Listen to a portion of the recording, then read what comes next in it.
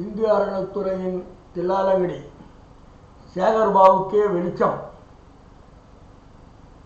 அதாவது தமிழ்நாட்டில்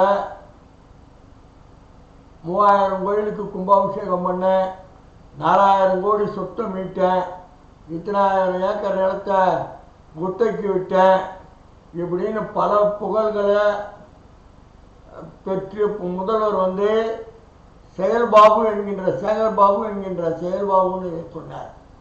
பெரிய பெரிய குருஜி சாமியாருங்க எல்லாரையும் வர வச்சு ஆன்மீக பயணங்கள்லாம் ரொம்ப பிரம்மாண்டமாக ஹைலைட் பண்ணிட்டார். இந்த சேகர்பாபு ஆன்மீகத்தில் நம்பர் 1. திருவண்ணாமலை பௌர்ணமிக்கான ஆண்டி மாதிரி தனியாக போய் கிரிவலத்தை அந்த தீபத்தை கொண்டு போய் கார்த்திகை தீபம் வந்து நின்றார். நான் பார்த்தது கார்த்திகை தீபத்தில் பல வாட்டி பார்த்தேன். பௌர்ணமி அவர் போராடுறது அண்ணாமலையாருக்கு தான் வெளிச்சம். அவருக்கு இந்து அறநிலைத்துறையை கொடுத்து அழகு பார்த்தா நம்ம தமிழக முதல்வர் தளபதியார் திராவிட மாடல் ஆட்சியின் கதாநாயகன். என்னன்னு கேட்டீங்கன்னா, தமிழ்நாட்டில் இருக்கிற அம்மன் சன்னதிகளில் ரொம்ப புகழ் பெற்றது திருவேற்காடு கருமாரியம்மன். அந்த காலத்தில் எம்ஜிஆர் காலத்திலேயே புகழ் பெற்று தானமாக இடம் பெற்று அந்த கோயில்கள்லாம் நிறுவனாங்க. நிறைய புண்ணிய ஸ்தலத்தில் அது ஒரு பெரிய ஆன்மீக ஸ்தலம்.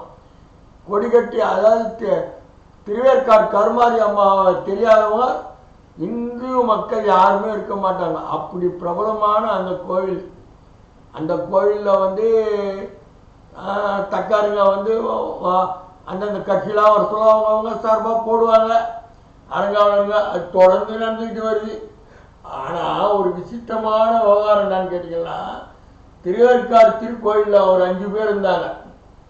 அரசு நியமனம் முடிச்சு 5 பேரில் அரங்காவலராக இருந்த வளர்மதி அவர்கள் 2வது முறையாக நியமிக்கப்படுகிறாங்க. கண்டிக்கத்தக்கது என திருவேற்காடு நகர மக்கள், ஆன்மீக பொதுமக்கள் எல்லாம் கொதிச்சு எழுந்து போயிருக்கிறாங்க. அவர் திருவேற்காடு கோயில் புனிதத்தை கெடுத்து கோயில் வாகனத்தில் நடமாடி ரீல்ஸ் போட்டு பதிவிட்டு பக்தர்கள் அவப்பெயர் எடுத்துள்ளார். மீண்டும் அவரை அரங்காவலர் குழு உறுப்பினராக நியமிப்பது மிகவும் கண்டனத்துக்குரியது. மீண்டும் நியமனம் பெற பல லட்சம் ரூபாய் கைமாறப்பட்டுள்ளதாக தகவல் வந்துள்ளது. இதில் பெரிய ஹைலைட் என்ன தெரியுங்களா? இந்து அறநிலைத்துறை கூடுதல் அரசியல் கமிஷனராக இருக்காங்க ஹரிப்பிரியா. அந்த அம்மனிய ஜெயலலிதாவை டர்மினேட் பண்ணாங்க ஊழல் குற்றச்சாட்டில். ஜெயலலிதா சாதாரணமாக ஒருத்தரை அரசு வேலையிலேருந்தே நீக்கிறாங்கன்னா சாதாரணமான கதை கிடையாது. அப்படியாப்பட்ட ஹரிப்பிரியா 1.5 வருஷம் கோர்ட்டில் 1.5 வருஷம் பணி கிடைக்காம நீதித்துறையில் சாதகமான சூழ்நிலை உருவாக சொல்ல இவங்க திருப்பியும் உயர் நீதிமன்றத்தில் ரெவ்யூ பெட்டிஷன் என்னை விசாரணை செய்யாமல் என்னை டர்மினேட் பண்ணிட்டாங்கன்ட்டு ஒரு இன்ஜெக்ஷன் ஆர்டர் வாங்கிட்டு ஃப்ரெஷ்ஷாக விசாரணை செய்யணுன்ட்டாங்க. அதில் பணிந்த ரெட்டி ஊழல் விசாரணை உண்மை ட்ரூடு அப்படின்னு அரசாங்கத்துக்கு ரிப்போர்ட் கொடுத்தாரு.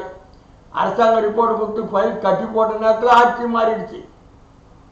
ஆட்சி மாறினதும் ஏதோ வழியில் குறுக்கு வழியெல்லாம் பூந்து அந்த அம்மனி திருப்பியும் மீண்டும் உயர் பதவியில் இருந்தாங்க.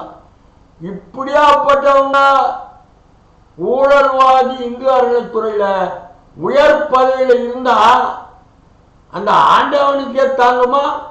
பாருங்க எப்படியாப்பட்ட நடந்திருக்கு. ஒரு ரீல்ஸ் போட்ட விவகாரத்தில் கோவிலிருந்து நீக்கின அம்மனிய திருப்பியும் பல லட்சம் கைமாற்றல் பெற்றுக்கொண்டு அவங்களுக்கு அரங்காவலுக்கு குழு நியமனம் பண்ணிட்டாங்க. நாளை காலையில் பதவி ஏற்றுக்க போகிறாங்களாம். திருவேற்காடு கொதிச்சு போயிருக்கு. அந்த அம்மனி திருவேற்காடு கருமாரி அம்மாளுக்கு தான் வெளிச்சம். அவள் எப்படி எழுந்து தாண்டவம் ஆட போறா பொறுத்திருந்தா பார்க்கணும். இது ஒரு புறம். அதே திருவேற்காடுல சாபக்கேடு நகராட்சி பல கோடி கொள்ள, சில கோடி இல்ல பல கோடி கொள்ள, பிளான் அப்ரூவல் வாங்க போடுறது, வீட்டு வரி மாத்துறது, இப்படி பல கோடி கொள்ள 1.5 வருஷமா பணியே நடக்கல. அதிகாரிகள் மாறி மாறி வராங்க, வீட்டு வரி ரசீது போடுறாங்க, பப்ளிக்ல சுண்ணாம்பு வாங்கி கொட்டுன்றாங்க. இப்படியே பல கோடி அடிச்சிட்டானுங்க. அதிகாரிங்க கொள்ள அடிச்சுக்கிட்டு தான் இருக்காங்க. ஊழல் அதிகாரி திருவேற்காடு நியமனம் பண்ணா 25 லட்சம் 50 லட்சம் முத்து வாத்திட்டு வரான், அவன் அடிக்கிறான். அங்க இருக்கிற கவுன்சிலர்களுக்குள்ள ஒத்துமை கிடையாது, சேர்மன் கிட்ட ஒத்துமை கிடையாது. மக்கள் 1 வருஷமா எந்த ரோடும் நடக்கல, எந்த பணியும் நடக்கல. திருவேற்காடுக்கு வந்து சாபக்கேட பாருங்க. நகராட்சியில அப்படி, திருவேற்காடு கருமாரியம்மன் கோயில்ல இப்படி. சீக்கிரத்துல தாண்டவம் ஆடிடுவா கருமாரியம்மா. யாருக்கெல்லாம் என்னென்ன மாதிரி தண்டனை கொடுக்க போறான்றத பொறுத்து இருந்து பார்ப்போம்.